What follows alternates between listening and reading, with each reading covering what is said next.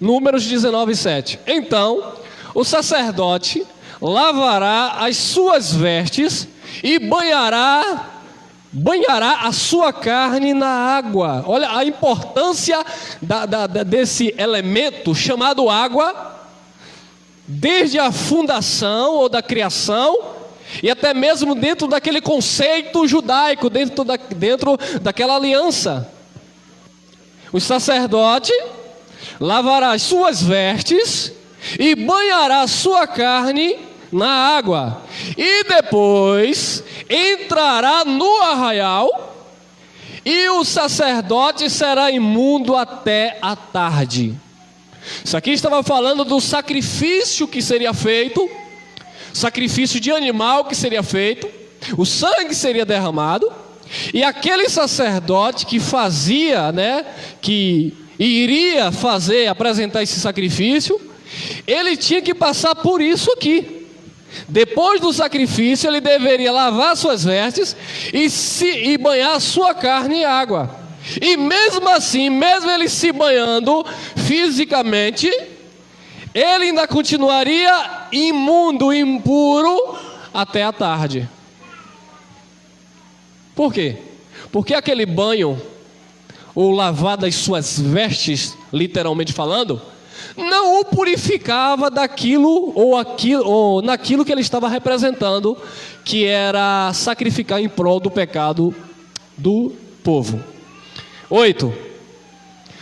Também o que queimou, ele fazia o sacrifício com cutelo, matava o animal, outro sacerdote iria queimar o sacrifício, porque era assim, irmão, na lei.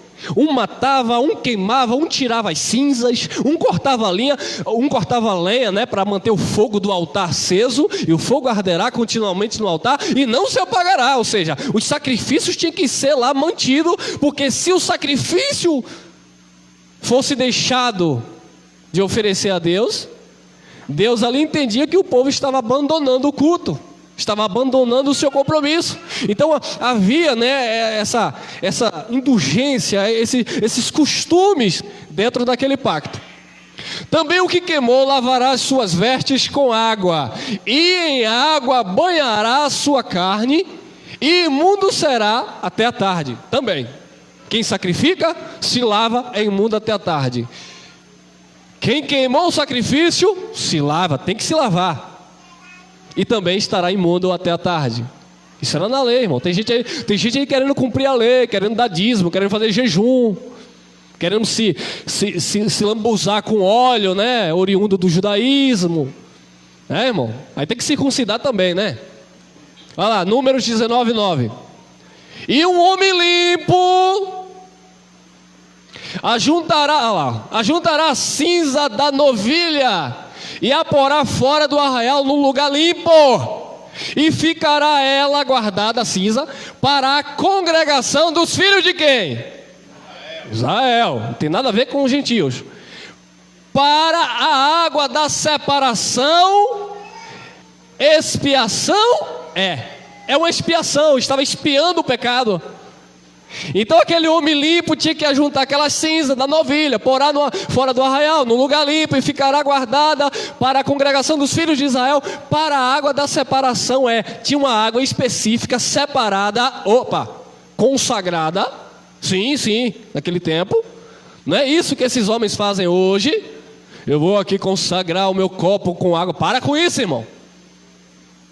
Nós estamos na imagem exata que é Cristo Jesus, e nós não estamos mais bebendo do poço de Jacó. Nós estamos no oceano, na fonte das águas da vida. Para a água da expiação Números 19, 11 e 12.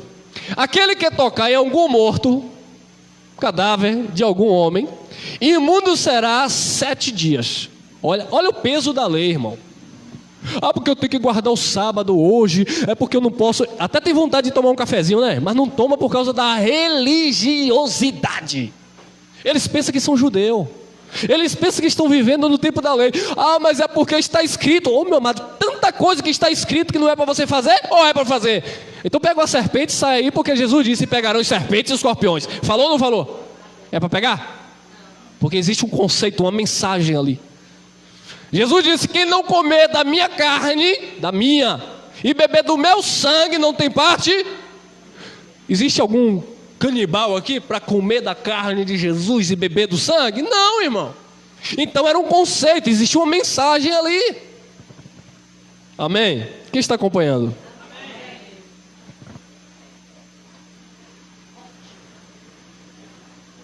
Falando dela tem que tomar, né, irmão?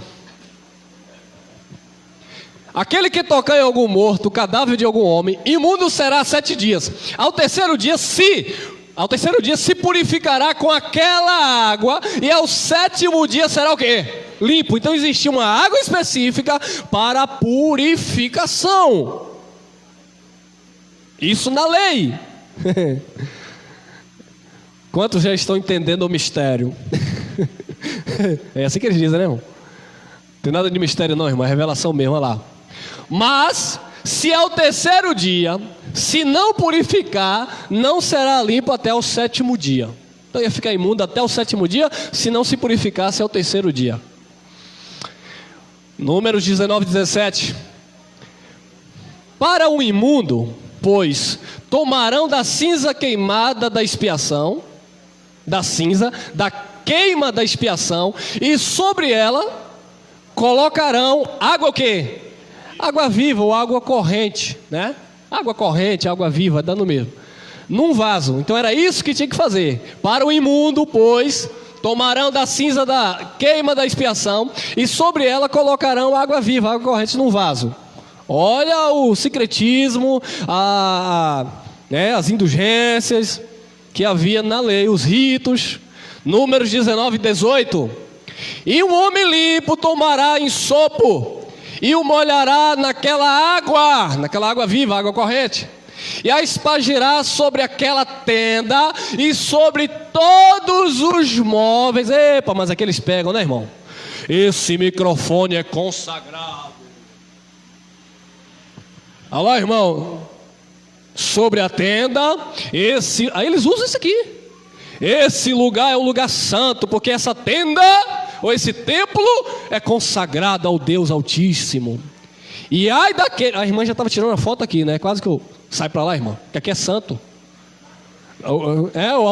Eles chamam de altar, né? O altar aqui é santo, ninguém pode passar aqui, só os pregadores, que eles dizem que eles são ungidos.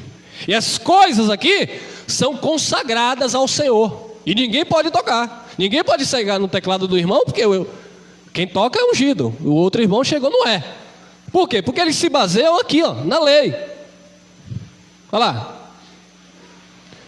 E espargirá sobre aquela tenda, e sobre todos os móveis, e sobre as pessoas que ali estiverem. Então hoje é dia de, em muitos lugares aí, todo mundo sair no mínimo borrifados, né? Eles usam um negócio lá de spray, né? Isso aí. Dizem que está ungindo as pessoas, que está... Para com isso, irmão. Vamos parar com isso que está feio demais. Como também sobre aquele que tocar os ossos, ou em alguém que foi morto, ou que faleceu, ou numa sepultura. Olha, você não podia nem ir num velório tocar. Isso era lei. Jugo de escravidão, peso demais, que ninguém podia suportar. Os fariseus não praticavam, mas eles queriam obrigar as pessoas a praticarem. E assim é hoje. Os fariseus que estão, por aí, do lado de cá, eles não praticam. Então eles dizem: olha, você tem que fazer, você tem que sacrificar, você tem que trazer para o altar. Meu amado, o altar era uma caixa quadrada com 2 metros e pouco, com 1 metro e pouco, para jogar o sacrifício dentro e tacar fogo. Não tem nada a ver com isso aqui. Altar não era uma plataforma como eles fazem hoje e dizem que quem está aqui está no altar. Não é isso que a Bíblia fala. Então eles dizem que você tem que trazer para o altar, que você tem que sacrificar. Mas eles falam, eles pregam e não praticam. Porque eles mandam vocês venderem os seus geladinhos, para aqueles que não têm uma mínima de condição, para dar os dízimos. Mas os mesmos estão de jatinho e vê o irmão passando fome e não coça o bolso. Mas há quem goste disso. O povo ama essas coisas. E é por isso que Paulo fala aos Tessalonicenses que por causa disso, porque o povo tinha prazer na mentira e não amava a verdade, Deus enviava a operação do erro. E é por isso, amado, que a verdade é difícil de ser aceita. Porque Jesus, na época do seu ministério terreno, ele disse para a samaritana: os verdadeiros vão adorar em espírito e verdade. Ou seja, terão consciência, terão convicção, e não agirão religiosamente falando, ou por emoção, ou até mesmo, por serem induzidos ao erro. O homem limpo tomará um ensopo e o molhará naquela água, e espargirá sobre aquela tenda, e sobre todos os móveis, e sobre as pessoas que ali estiverem, como também sobre aquele que tocar os ossos, ou em alguém que foi morto, ou faleceu, ou numa sepultura. Olha lá, Números 19. E o limpo ao terceiro e sétimo dia espargirá sobre o imundo, e ao sétimo dia o purificará, e lavará as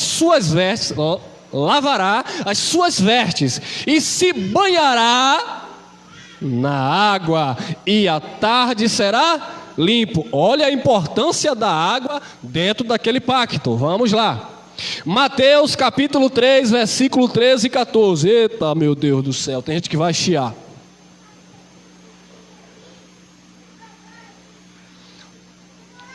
João Batista estava batizando em quê? Em quê? Nas águas.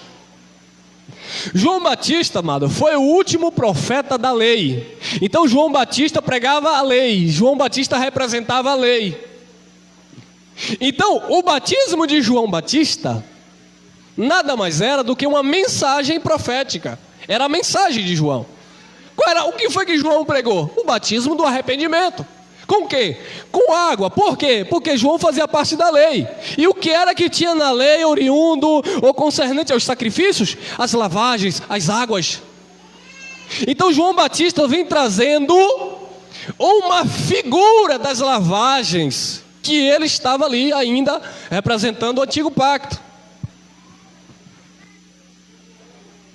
Mateus 3, 13 e 14. Então veio Jesus da Galiléia até com João, junto do Jordão, para ser batizado por ele. Então Jesus ia ser batizado por quem?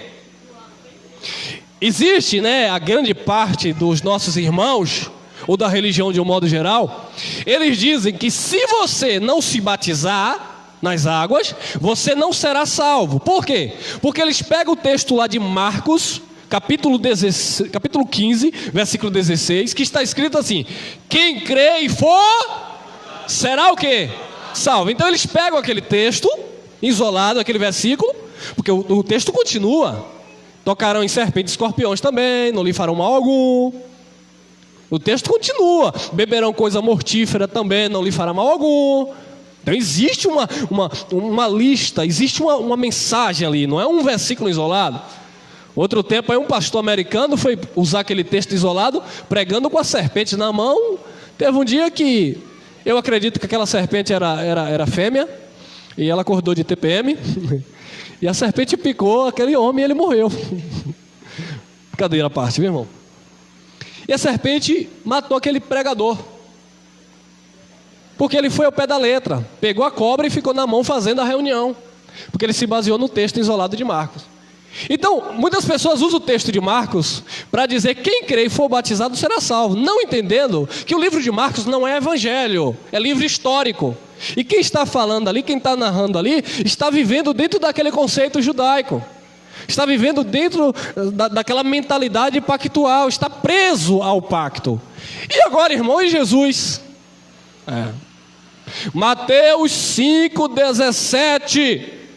Jesus disse: eu não vim para abolir a lei, para destruir, mas eu vim para cumprir. Então o que era a lei? A lei era um contrato de Moisés até Jesus de Nazaré, ou até João Batista, o último profeta. Então a lei foi dada por Deus a Moisés.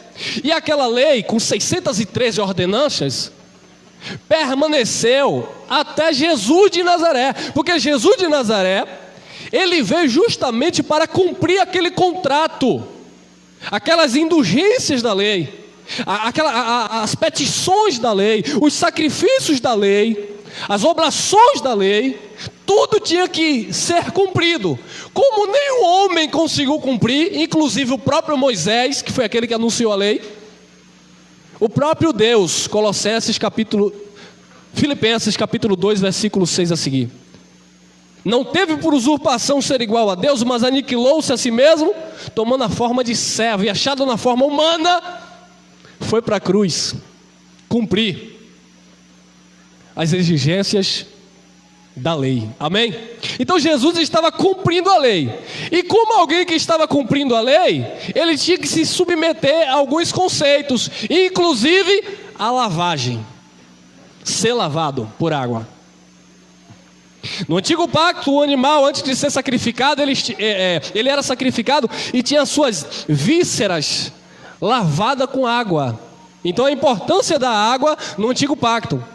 João Batista quem é? O último profeta da lei. Então ele está representando um sacerdote, ou um pacto. João Batista, ele tem que batizar aquele que seria o Cordeiro de Deus, o animal perfeito, que iria fazer o quê? Tirar. João capítulo 1, versículo 29. O próprio Batista disse: eis aí o Cordeiro de Deus que tira o pecado do mundo. Então, dentro daquele conceito, o cordeiro, o animal que iria tirar o pecado do mundo, ele teria que ser lavado, porque era assim na lei, e Jesus estava na lei. É por isso que Jesus vem para ser batizado por João. Agora outra pergunta, e fica aí para você: se tem que se batizar nas águas para ser salvo, e alguns vão dizer, também, mas Jesus também mandou batizar. Mas quem Jesus mandou batizar? O judeu, porque o batismo era um sinal de arrependimento para o judeu. Não era para tirar pecado, era de arrependimento. Irmão, mas tem que se batizar para ser salvo. João Batista batizou Jesus e uma multidão, amém? Pergunta: quem batizou João Batista? Então se o batismo nas águas salva, João Batista foi um perdido, porque ninguém batizou João Batista. O evangelho é para você pensar, o culto é racional, irmão.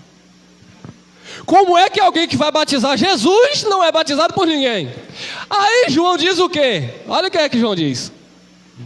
Então Jesus veio para ser batizado por João, mas João opunha-se-lhe, dizendo: eu careço, eu preciso de ser batizado por ti, e vens tu a mim? Mas sou eu que preciso ser batizado por ti. Tu vens a mim, Senhor? 15. Jesus, porém, respondendo, disse-lhe: deixa por a indicativa de um tempo, porque isso aqui era um batismo transitório, não era real, era uma sombra. Então Jesus disse: deixe por agora, porque assim nos convém cumprir o quê?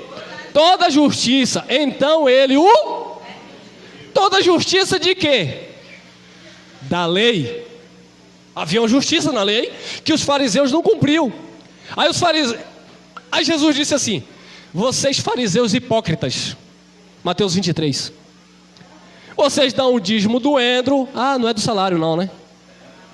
Vocês dão o dízimo do endro, do cominho, da hortelã, mas vocês negligenciam o mais importante de quê? Da graça? Da lei, porque Jesus estava cumprindo a lei. Vocês negligenciam a fé, a misericórdia e a justiça. Então eles eram hipócritas. Então Jesus teve que cumprir toda a justiça da lei. Como eu falei, a lei era um contrato que finalizou, foi cumprida por Jesus Cristo. Em Jesus, o contrato da lei foi rasgado. É como se eu fechasse um contrato aqui de aluguel do espaço E eu tenho que cumprir esse contrato. Mas quando acabar aquele contrato, eu não tenho mais nenhum vínculo com o proprietário, nem ele comigo. Eu estou livre dele e ele está livre de mim. Então as pessoas que viveram na época da lei, eles estavam presos na lei, no ministério de condenação e morte. Quando Jesus vem para levar a culpa do seu povo, do judeu, Jesus no Calvário, ele rasga o escrito de dívida mediante a lei. Então a lei ali na cruz, ela é consumada, cumprida, acabou, porque o fim da lei é Cristo, amém? Então vamos entender, continuar entendendo. Hebreus, olha aí, Hebreus 9:9. Nós cremos que foi o apóstolo Paulo que escreveu essa carta aos Hebreus. Independente, olha lá. Que é o que? Uma alegoria ou uma parábola. Que é uma alegoria para o tempo presente, né? Aqui é pós-ressurreição de Cristo, em que se oferecem dons e sacrifícios, ó, no plural, porque havia vários sacrifícios na lei. Era o sacrifício de animal, sacrifício de alimento, sacrifício disso, sacrifício daquilo, e as lavagens, as abluções, nós vamos entender. Olha lá.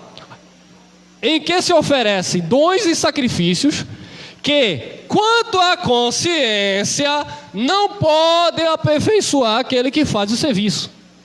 Então, mesmo aqueles que ministravam o sacerdócio, mesmo aqueles que tinham, né, a incumbência, o chamado para fazer os sacrifícios, nem eles mesmos tinham consciência, né, de que estavam perfeitos. Por quê?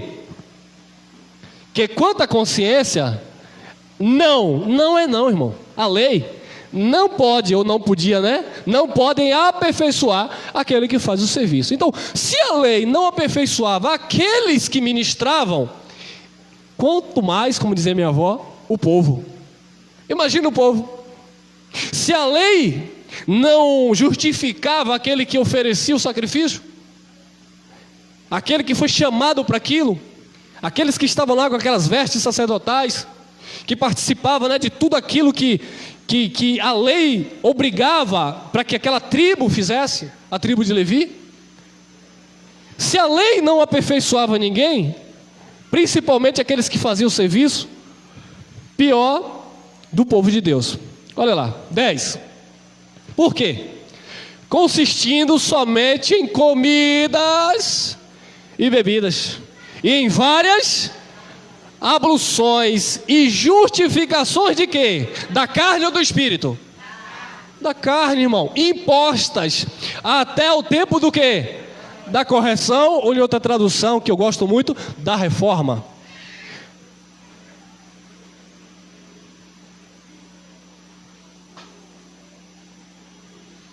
Ah, porque a reforma aconteceu há 500 anos atrás com Lutero. Que reforma, irmão? Para com isso, irmão. A reforma, a correção, foi no Calvário. Trocaram o gato por lebre, aí estão dizendo que fizeram a reforma, irmão. Ah, não tem A nem B, irmão. Até o tempo da reforma, a reforma aconteceu no Calvário.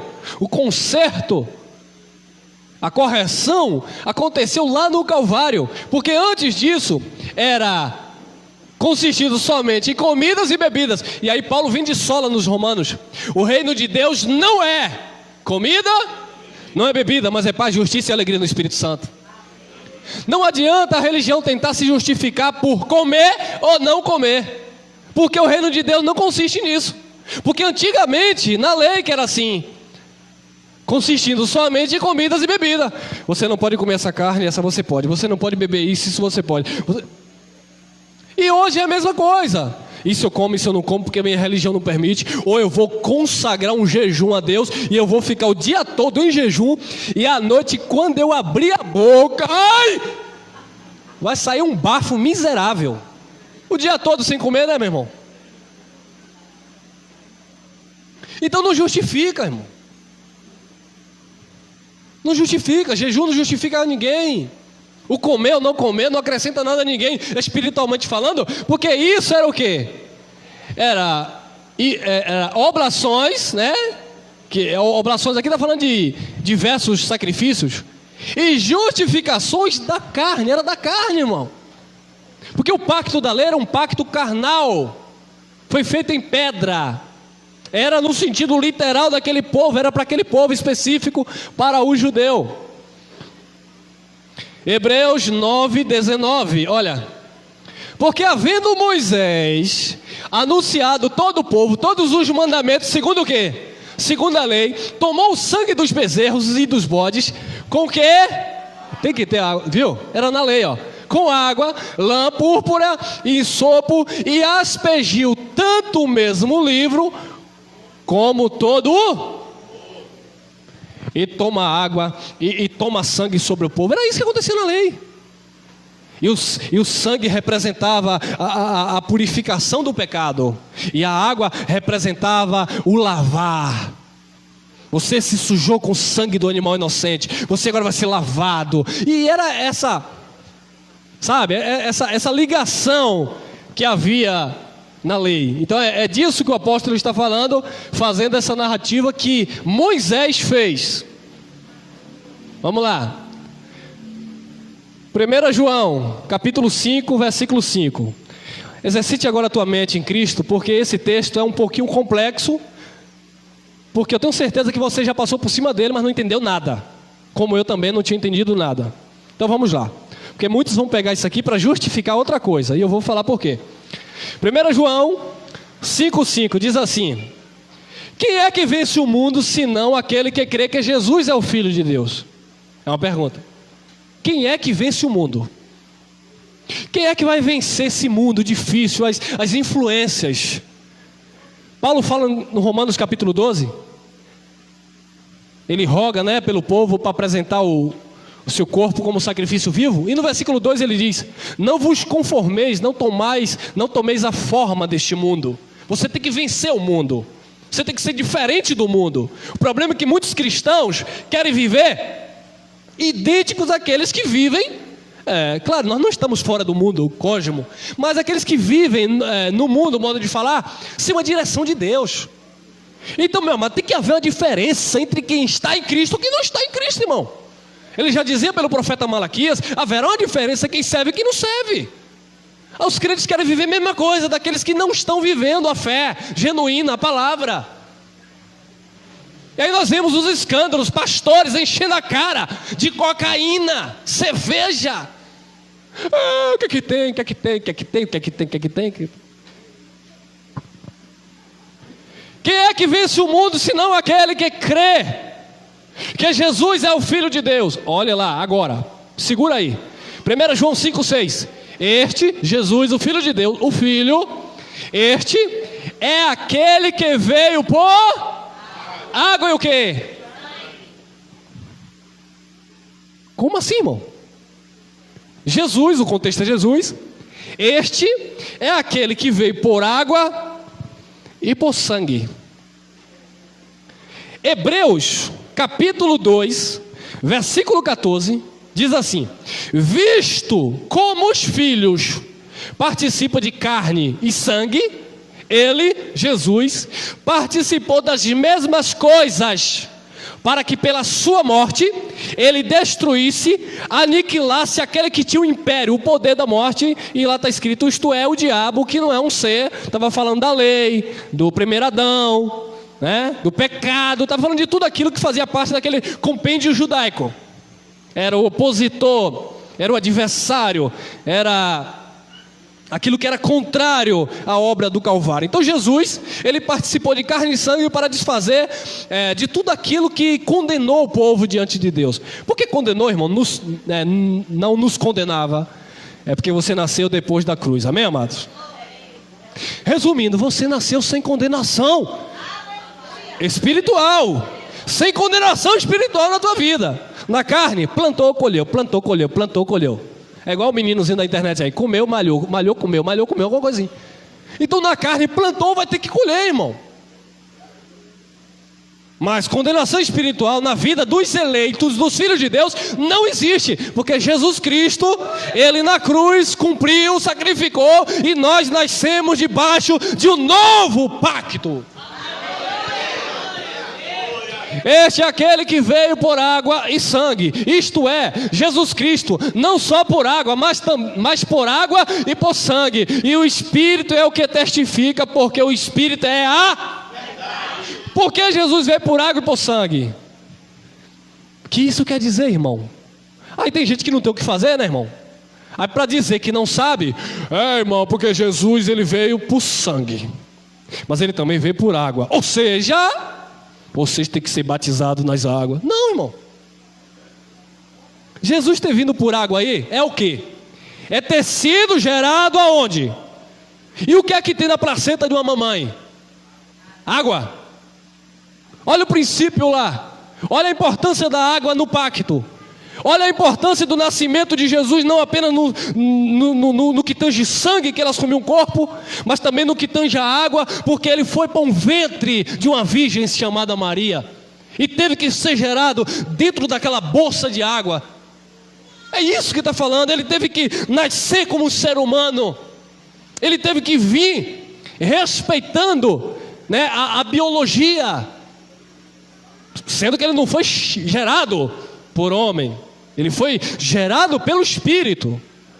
Foi o próprio Espírito, foi a semente do Espírito que estava no ventre daquela mulher. Mas ele teve que vir respeitando isso, por água, por sangue, não apenas por sangue, mas também por água. Vamos continuar o raciocínio, tem mais?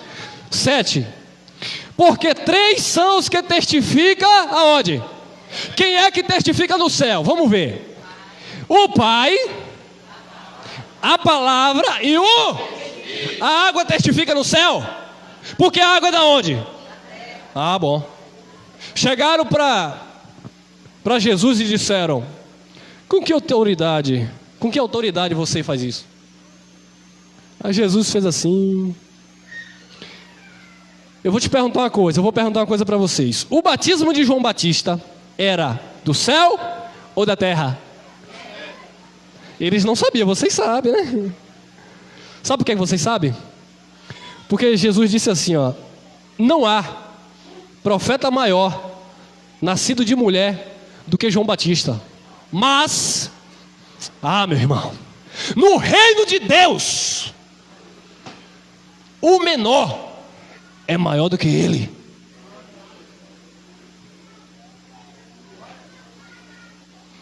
Você sabe o que é isso? Vocês nasceram, nós nascemos dentro do reino já estabelecido, irmão. Ou seja, você é o resultado perfeito de tudo aquilo que aconteceu no Antigo Pacto e do sacrifício que Jesus foi fazer no Calvário. Nós nascemos debaixo da graça plena do reino de Cristo estabelecido. E ele diz que nós, no reino de Deus, somos maiores do que João Batista, que foi o maior profeta da lei.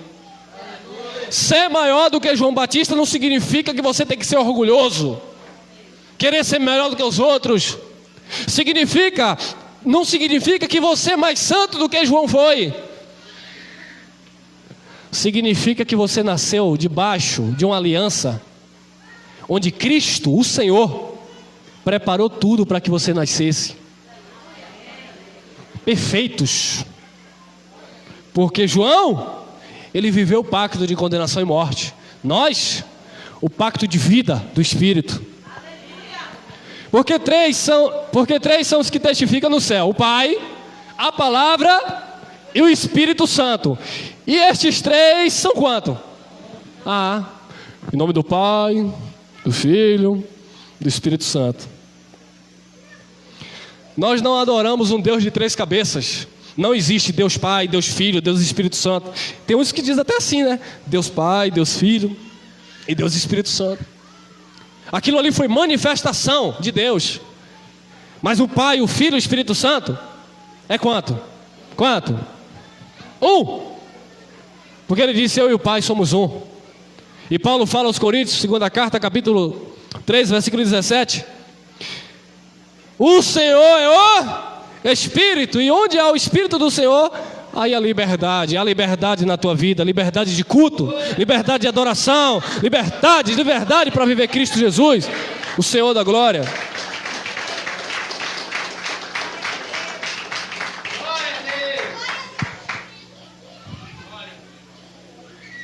1 João 5,8. E 3 são os que testificam na terra, agora é na terra. E o que era que testificava na terra? Que Jesus era o Filho de Deus e nasceu, né, de um ventre. Nasceu por meio da água e do sangue. E 3 são os que testificam na terra: o Espírito, porque é o Espírito que testifica, e a água e o sangue. Então quem testificava na terra, além do Espírito que testificava também no céu, era a água e o sangue. Então observe, amado, que tanto no céu o Espírito está lá testificando, na terra o Espírito permanece testificando e nos guiando em toda a verdade. Mas a água fazia parte de um processo, e que não é algo onde as pessoas devam colocar seu coração, sabe? Porque aquilo era um símbolo, aquilo era um conceito, não tem nada a ver com o culto hoje que nós temos e expressamos ao Senhor. 5,9. Se recebemos o testemunho dos homens, o testemunho de Deus é maior, porque o testemunho de Deus é este, que de seu Filho testificou. Ele nasceu.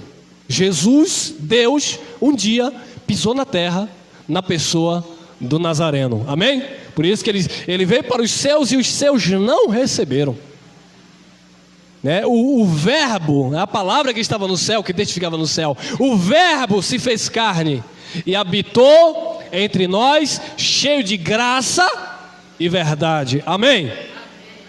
E João vai continuar falando que quem não recebe o Filho não tem o Pai, porque o Filho é o Pai. Negou o Filho, não tem Deus. Então a importância dos judeus terem que reconhecer Jesus como Filho de Deus, porque Jesus era Deus na terra.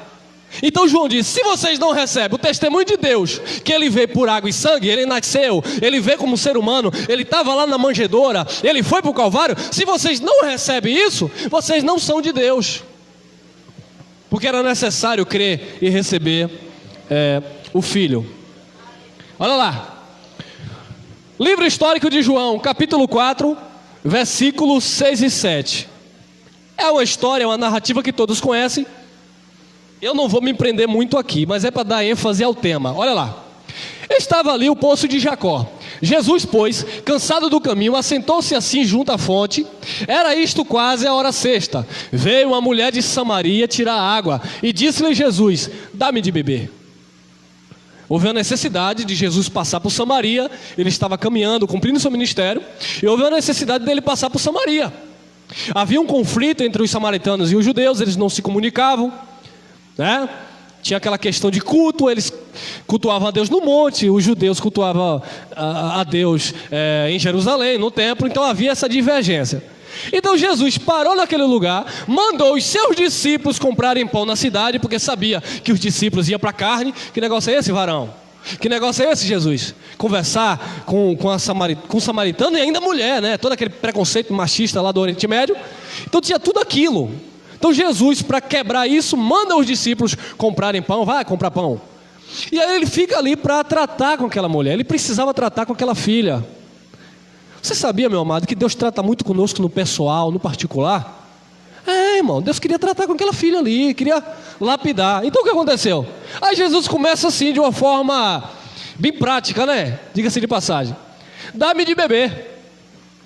Disse-lhe, pois, a mulher samaritana: como sendo tu judeu, me pedes de beber a mim, que sou mulher samaritana? Porque os judeus não se comunicavam com os samaritanos. 10. Jesus respondeu e disse-lhe: se tu conheceras o dom de Deus, e quem é que te diz, dá-me de beber, tu lhe pedirias, e ele te daria o quê? Olha a água no cenário de novo, irmão.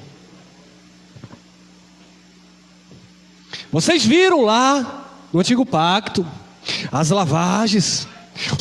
Quem sacrificava tinha que se lavar. A água sempre estava lá. A água da expiação, a água da purificação, né? Paulo fala aos hebreus que era sombra. E aqui Jesus fala que se aquela mulher conhecesse ele, soubesse quem estava falando com ela, ele ia dar uma água diferente. uma água viva. Tu pedirias, eu estou te pedindo um copo com água, você está negando? Se você me conhecesse, Jesus estava dizendo, era você que ia me pedir, e Ele te daria água viva. Jesus está falando daquela água que era usada no Antigo Pacto? Não. Por quê? Vamos lá. Disse-lhe a mulher: Senhor, tu não tem com que... Olha a interpretação humana, carnal. Jesus falou, está lá escrito no livro histórico de João, capítulo 6, versículo 63, a carne para nada presta, para nada serve. As palavras que eu vos digo são espírito e... Então a mensagem é espiritual. Não é no pé da letra, não é no sentido literal. Ainda que exista algumas mensagens que está falando sim no sentido literal, mas em sua maioria é espiritual, mensagem é espiritual. Então, a mulher estava achando que Jesus estava, como diz aquele ditado, caçoando da cara dela, tirando com a cara dela. Você não tem nem com que tirar a água? Olha lá. Disse-lhe a mulher: Senhor, tu não tem com que tirar, e o poço é fundo. E de quem era o poço? O poço de Jacó. Onde, pois, tens água viva? Onde? Você chegou aqui, eu estou perto do poço, você me pede água, e agora você vem dizer, faz uma contraproposta, que você tem uma água viva para mim. Onde que está essa água? Cadê essa água? 12. Olha para isso, irmão. És tu maior do que o nosso pai Jacó? Quem é esse irmão aí, rapaz, que está pregando essa palavra, dizendo que não tem dízimo? Quem é esse irmão aí, rapaz, que está falando que Deus não tem templo na terra? Como assim, irmão? Ele é maior do que o meu bispo? Ele é maior do que o homem lá de Roma? Que nada, irmão. Eu tenho 60 anos. Eu ajudei a fundar aquela igreja. Agora vem esse menino aí querendo ser maior do que meu pastor. És tu maior do que o nosso pai Jacó? Quem era Jacó, né? O representante da lei, um dos patriarcas, né? O judeu, ele tem na mente como uma base de alicerce a aliança de Deus com Abraão, Isaac e Jacó, a ponto de terem a maioria negado a Cristo, né? Claro, nós sabemos que existe um propósito nisso. Deus deu espírito de profundo sono também. Tudo no controle de Deus. Por quê? Porque eles esperam ainda o Messias, o Salvador. Então essa mulher pensou dessa forma: és tu maior do que o nosso pai Jacó, que nos deu o poço, bebendo ele próprio do poço, e os seus filhos e o seu gado? Você chega aqui me pedindo um copo com água, aí você chega dizendo que tem uma água viva para me dar. Você é maior do que meu pai Jacó, rapaz? Jacó bebeu desse poço, o gado dele bebeu do poço, os filhos dele beberam do poço. Agora o Senhor vem dizer que tem uma água viva para mim. Amados, o poço de Jacó, nós podemos parafrasear e entender aqui, que representava a lei, porque era a defesa que ela fazia, era a referência que ela tinha, sabe, representava aquilo que era cansativo. Jesus disse: vinde a mim, vós que estáis cansado, oprimido e sobrecarregado, que eu vos aliviarei. Aprendei de mim, que sou manso e humilde de coração, e acharei descanso para as vossas almas. Essa mulher era uma alma que estava sedenta, cansada, porque todos os dias ela descia ali para pegar água onde? No poço de Jacó, onde os sacrifícios não tiravam pecado, onde as consagrações por meio de água não limpavam ninguém. Era todo dia, as mesmas coisas sendo oferecidas. Assim era muitos de nós na religião: 7 dias de jejum, e vai. Não aconteceu nada. Alguns aconteceu porque Deus quis manifestar sua graça, independente do jejum, porque não foi por isso. Mas não deu certo, vamos para 21 dias. Então é aquela coisa, aquelas repetições. Eu passei em um lugar um certo momento, um certo dia, Estou vendo os abençoados repetindo o Salmo 93 7 vezes.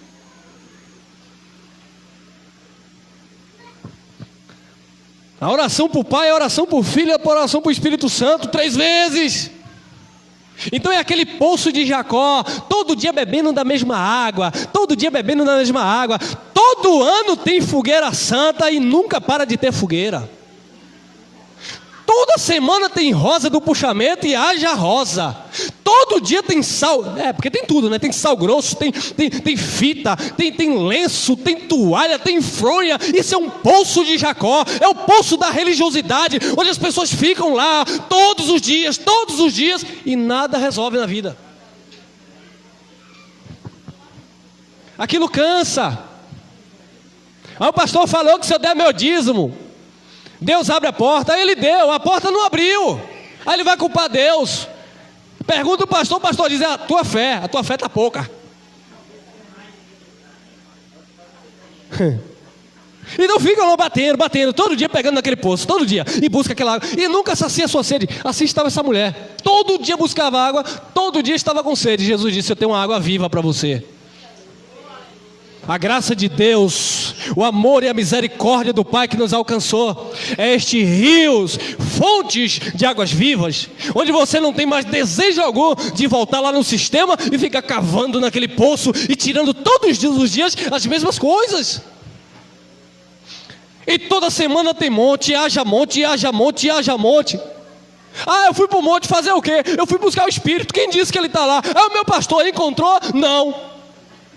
Então semana que vem eu vou de novo. Eita, poço de Jacó, nunca mata a sede. Aí quando você vê na fonte, a fonte: não sabeis que o Espírito de Deus habita em vós.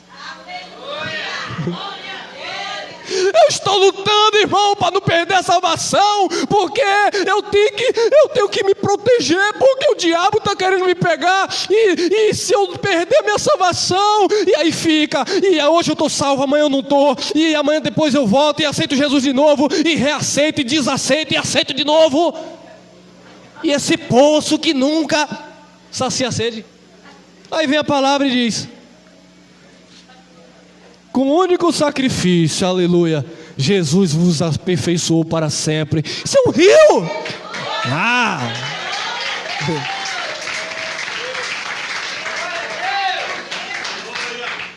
Era isso que Jesus queria dar para aquela mulher, meu irmão. Água, mas muita água. Olha lá, 13. Jesus respondeu e disse-lhe: qualquer que beber desta água tornará até o quê? Qualquer um. Quem bebe da lei nunca sacia a sede. Meus irmãos, deixa eu falar uma coisa. Na graça de Deus é assim, ó. Jesus disse: entrará e sairá e encontrará o quê? Postagens. Vocês estão aqui sentados para continuar sendo criança? Não. Aqui nós vamos amadurecendo, crescendo. Essa palavra que eu estou pregando, daqui a pouco você vai estar ministrando, daqui a pouco o irmão que chegou agora vai estar ministrando, daqui a pouco o mundo está tomado pela palavra da graça de Deus, e todos estarão bebendo desta fonte. Mas no poço de Jacó, não. No poço de Jacó, os donos da igreja vai viajar, tem que falar com o dono do poço. Vai casar, tem que falar com o dono do poço. Ô rapaz, sou Jacó, quem cavou esse poço fui eu. A minha família bebe desse poço, os meus cachorros bebem desse poço. Então você tem que beber desse poço. Né, irmã? Tá precisando de pneu no carro? Quero, me dê. A irmã vai dar. Me deu na moto também, tá bom, irmã?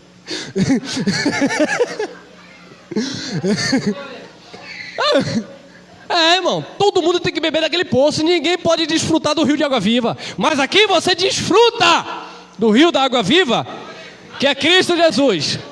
Porque no poço de Jacó da religião você sempre vai tornar a ter sede. E eles sabem como manter o povo com sede, né, irmão? Eles dão um jeitinho para dar o sal deles lá. Ele joga lá a isca, olha, é assim, é assado. E o povo fica assim, ó. Eu tenho sede, pastor, o que é que eu faço? Faça isso. Eu tenho sede, irmão, faça isso. E aí o povo fica, levado por vento de doutrina. Como nós falamos semana passada, o Senhor está batendo na porta querendo entrar, mas ninguém deixa entrar. Olha lá, 14. Mas aquele que beber, aquele, né, irmão? Condicional, aquele que ouviu, creu. Aquele que beber da água que eu lhe der, nunca terá sede. Aí que água é essa? Jesus está aí distribuindo. Porque aquele que beber da água que eu lhe der. Essa semana tem a campanha do garrafão de água no monte. E o povo atrás. Traga a sua garrafinha, porque já tem 20 garrafão ungido. E que levar dessa água, eles usam aqui, texto isolado. Quem beber dessa água nunca terá. E eles tomam, continua com sede, porque não é Jesus a fonte.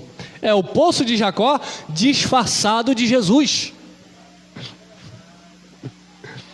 Ministros de Satanás que se transfiguram em apóstolos de Cristo, ministros da justiça. Eu terminei o texto? Não. Mas aquele que beber da água que eu lhe der, nunca terá sede, porque a água que eu lhe der, se fará nele o quê? Não é mais um poço, é uma fonte, né? É um rio de água que salte para a vida, é algo para a eternidade. Essa palavra é uma palavra, meu amado, para a tua eternidade, é uma palavra para o teu espírito, não é para a tua carne, não é uma água que vai lavar o teu exterior, não é o batismo das águas que vai lavar o teu exterior, mas sim a água do espírito que já está te lavando de dentro para fora. E nunca seca, sempre jorra, sempre jorra. E aí a mulher começou a entender a mensagem, né, irmão? Até que enfim, disse-lhe a mulher: Senhor, dai-me dessa água, para que eu não mais tenha sede e não venha aqui tirá-la. É dessa água que eu quero. Infelizmente muitas pessoas começam a beber dessa água. Estou falando da graça. Começa a beber desse evangelho, depois se acomoda. Meu irmão, a fonte está aqui. Eu digo aqui, evangelho, a fonte é Cristo. Continue a beber desta água, mas tem gente que se cansa. Eu fui predestinado, eu sou eleito. Aí começa a vir, sabe, a negligência. Não, porque no espírito temos que ser fervorosos, servindo ao Senhor, irmão. E quando eu estou falando servindo ao Senhor, não é para ficar aqui limpando o espaço, não. Isso aqui eu mesmo faço. Tem uns irmãos aqui que fazem isso aqui. Servir ao Senhor no espírito é com a tua vida, com a tua espiritualidade intacta com Deus. Sabe, é entender o reino, compreender o teu chamado, os dons e a missão que Deus otorgou no teu coração, no teu espírito. É se abrir para o novo, para ser cheio dessas águas. E a mulher entendeu, ela disse: olha, me dá dessa água, para que eu não mais tenha sede e não venha aqui tirá-la. Eu quero dessa água. E ela entendeu, né, irmão, que essa mulher já saiu daqui. Olha, eu achei o Salvador, eu achei o profeta, eu achei o Messias. Começou a falar para todo mundo. Aí o povo começou a ouvir atrás de Jesus. Porque quando você começa a falar desta graça, o povo vai querer vir. Querer vir é examinar, conhecer. Porque o poço aí fora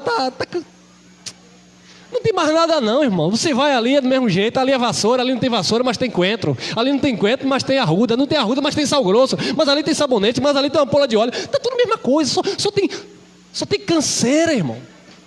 O povo está sedento, o povo quer água viva para beber. O povo quer evangelho, o povo quer verdade, irmão. Olha lá, João 3,5. Jesus respondeu: na verdade te digo que aquele que não nascer da onde? Da água e do... não pode entrar no reino de Deus. Para quem Jesus estava falando? Para Nicodemos, um príncipe do judeu, príncipe na sinagoga. Ele viu Jesus pregando, fazendo sinais. Ele foi de noite ter com Jesus, se encontrar com o Senhor. Ele não queria se expor, né? Tem gente que não quer se expor, né, irmão? É como uma pessoa diz assim: meu marido está chegando aí do estrangeiro e eu quero trazer ele aqui. Aí o marido chegou, disse que recebeu a palavra, mas não veio aqui. Não se preocupe não, meu irmão, eu entendo. É porque aqui não tem um ar-condicionado, né? É porque aqui não tem aquelas cadeiras acolchoadas.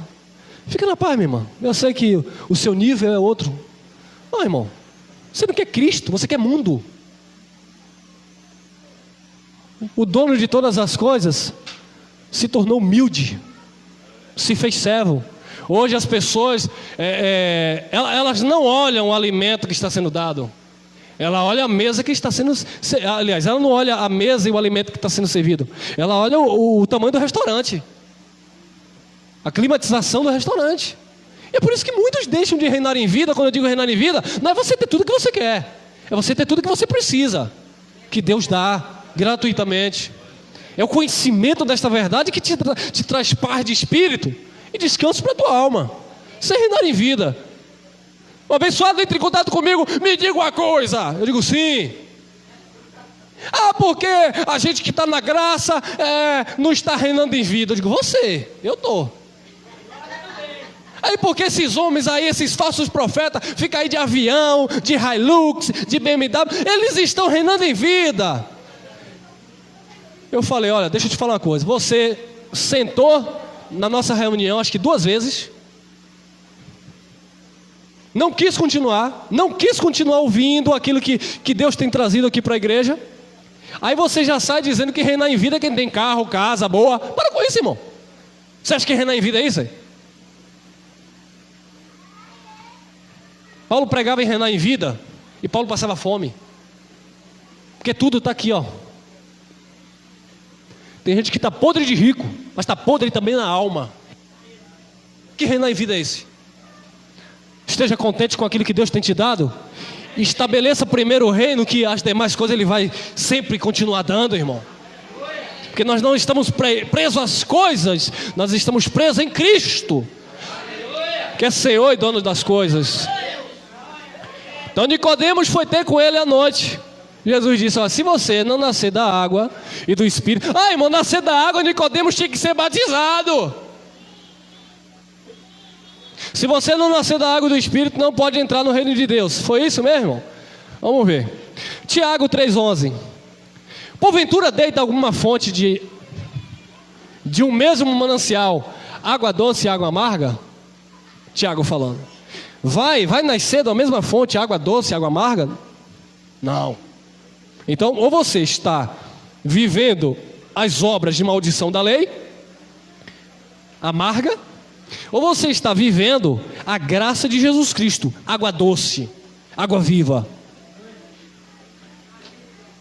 Tiago 3,12. Meus irmãos, pode também uma figueira produzir azeitonas ou a videira figos? Claro que não. Assim tampouco pode uma fonte da água salgada e doce.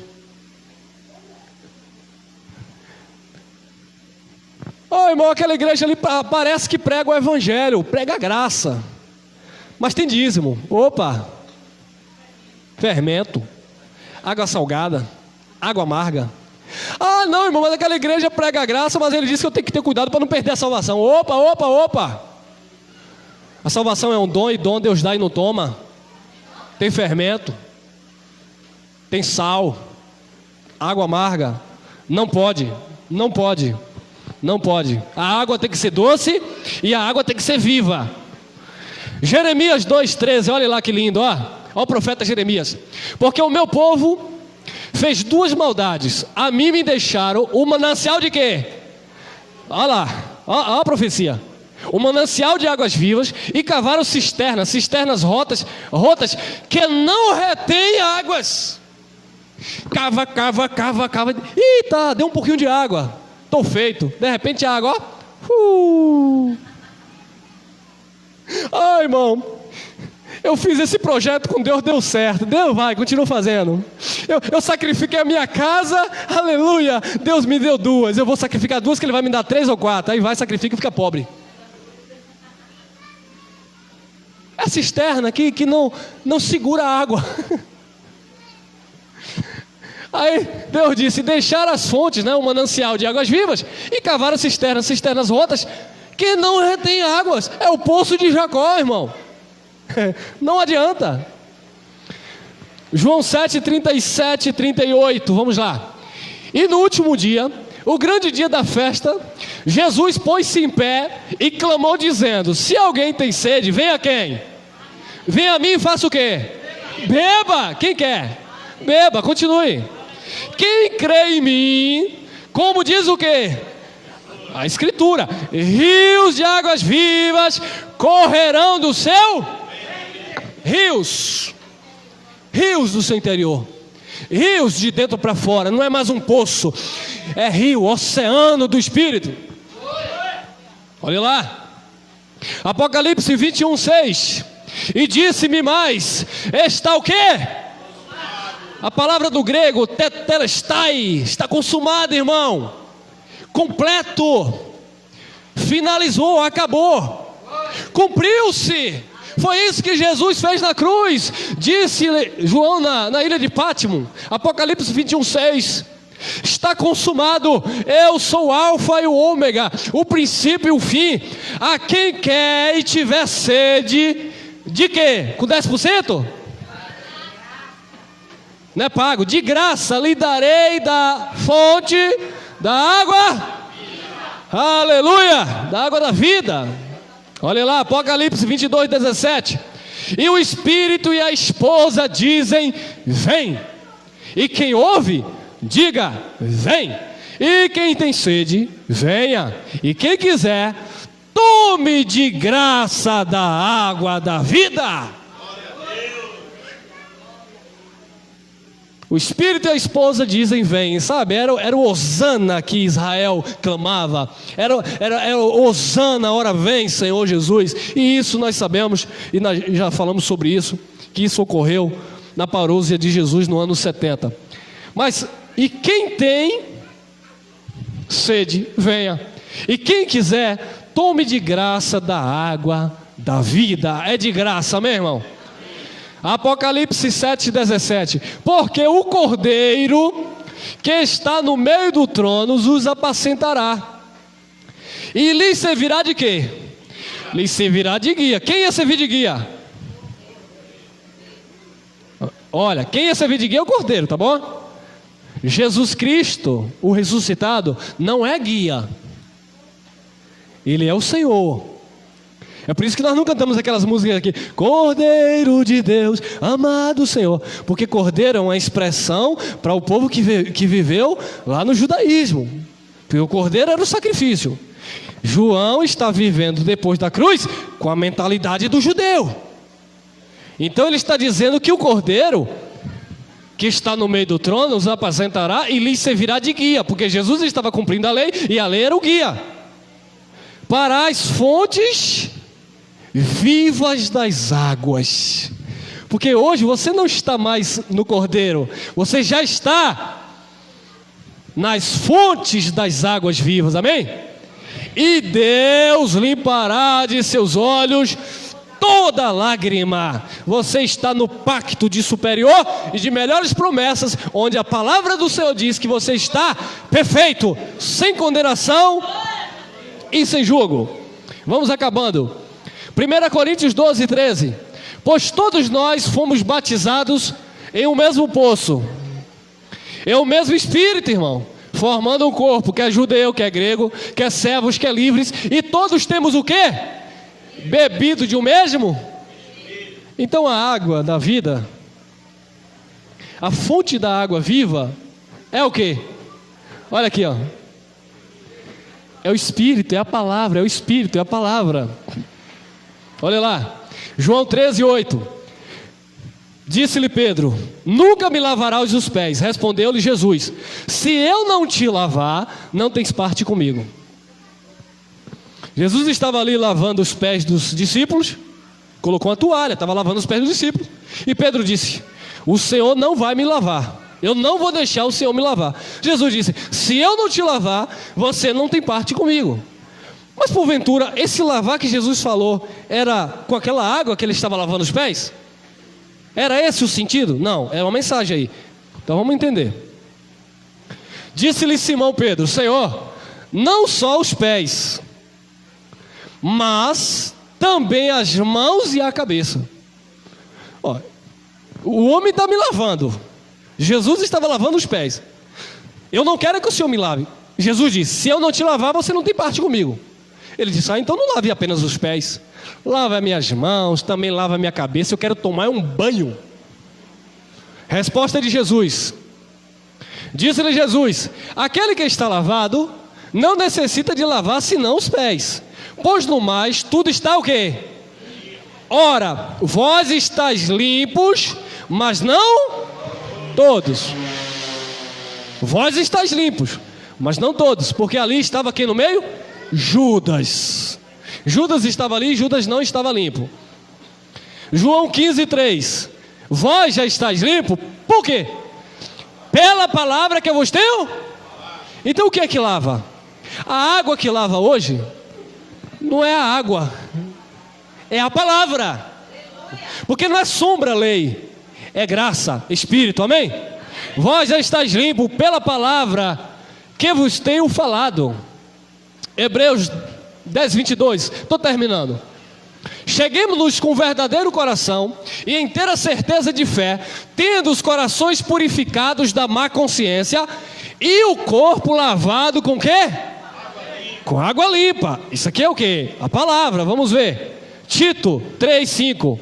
Não pelas obras de justiça que houvéssemos feito, mas segundo a sua misericórdia nos salvou, pelo lavar da regeneração e da renovação do... Então o lavar agora é da água e do Espírito. E aqui nós fechamos. Olha para essa palavra. Encerramos aqui. Efésios 5:26 e 27. Paulo falando aos Efésios: para santificar, purificando-a com a lavagem da água pela palavra, para apresentar a si mesmo